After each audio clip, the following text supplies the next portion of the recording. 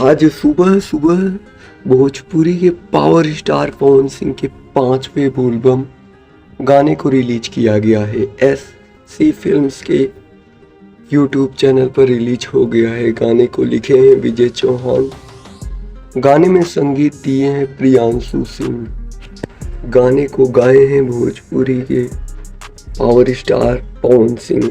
गाने के लिरिक्स और म्यूजिक की बात की जाए तो गाने का लिरिक्स और म्यूजिक अच्छा है और प्रॉपर भक्ति गाना है, लेकिन अब इस टाइप के गाने को दर्शक लोग बहुत ही कम पसंद कर रहे हैं। दर्शकों को चाहिए तड़कता भड़कता मसालेदार एल्बम गाना, जैसे में गाजा या जीजा जी वो गाना आया है। अगर वो गाना पहले आया होता तो पक्का गाना बहुत ज़्यादा धमाल मचाता, बट कोई बात नहीं, अच्छे से गाने का तुलना व्यूज से नहीं किया जाता है।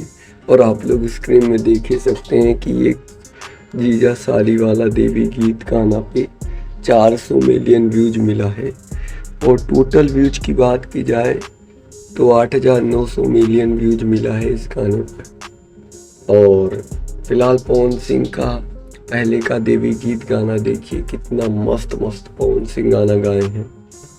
हर घर में हर मंदिर में बजता है, एक तरीके से काफ़ी सारे गाने पवन सिंह गाते रहते। फिलहाल इस वक्त की यही न्यूज़ आ रही थी, हमने सोचा आप तो जानकारी दी जाए।